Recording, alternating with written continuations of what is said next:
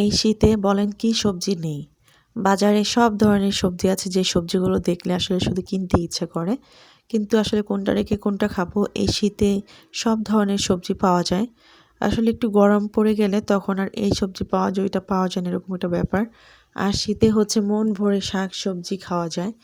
তো ঠিক এরকমই আজকে রান্না করব মূলো আজকে রান্না করব ফুলকপি। তো যেহেতু শীতের ফুলকপি খেতে ভালো লাগে আর প্রথম যে ফুলকপিগুলো ওঠে সেগুলো কিন্তু একদম দেশি হয়, একদম কচি হয়। আর কিছুদিন গেলে পরে কিন্তু হাইব্রিডের বড় ফুলকপি পাওয়া যায় যেগুলো আসলে খেতে ভালো লাগে না তেমন একটা। আমার কাছে ভালো লাগে ছোট ছোট দেশি ফুলকপিগুলোই। তো এখানে আমি মাছ ভেজে নিচ্ছি ফুলকপির জন্য আর সেই সাথে যেটা করব সেটা হচ্ছে ফুলকপিগুলোকে একটু ভেজে নেব। কারণ অনেকেই ফুলকপি ভাজে না, অনেকে ভাজে। আমার কাছে মনে হয় কি একটু তেলের সাথে ভেজে নিলে নেড়েচেড়ে তাহলে ফুলকপির যে একটা এক্সট্রা গন্ধ আছে সেটা থাকে না, সেটা একদমই চলে যায়। তো ফুলকপিটা একটু হালকা ভেজে নিচ্ছি। তো তেলের মধ্যেই ভাজবো, সামান্য একটু লবণের ছিটা দিয়ে দিয়েছি। তারপর খুব ভালোভাবে একটু ভেজে নিই। কারণ খুব বেশি আবার যদি সেদ্ধ হয়ে যায় তাহলে কিন্তু যখন মাছ দিয়ে ঝোল দেবো একদমই ঝুরঝুর করে ফুলগুলো পড়ে যাবে।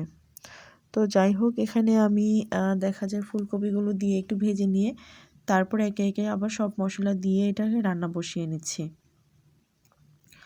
তো এখানে হলুদ মরিচ যা যা দেওয়ার দিয়ে দিলাম। হলুদ, মরিচ, লবণ এই তো আমাদের স্বাভাবিক রান্না, সবজি রান্না। তো এখানে খুব ভালোভাবে মশলাটা যখন কষিয়ে নিয়েছি তারপর এখানে ডাঁটিগুলো দিয়ে দিচ্ছি। তো ফুলকপির যে ডাঁটাগুলো আছে সেগুলো আগে দিব, তার কারণ হচ্ছে একটু শক্ত হয় ফুলকপির চেয়ে। আবার ফুলকপি একটু ভেজে নিয়েছি যার জন্য এটা একটু পরেই দেব। তো ডাঁটাগুলো দিয়ে একটু সিদ্ধ করে নিয়েছি 10 মিনিটের মতো।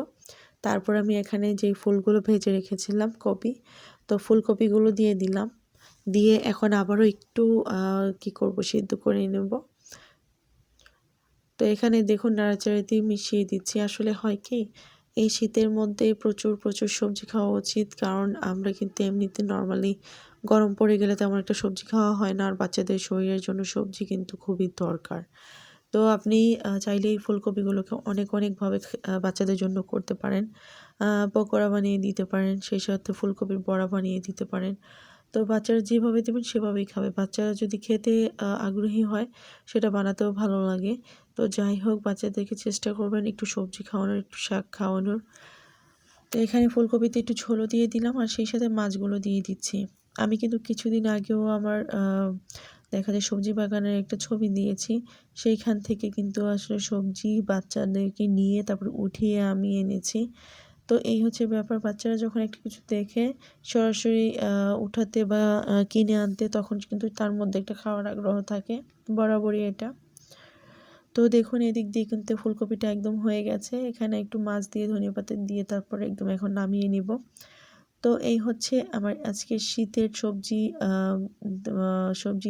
খাওয়া। তো মাছ দিয়ে কিন্তু এই সবজিটা ভালোই লাগবে আমার কাছে। তো সবাই অনেক ভালো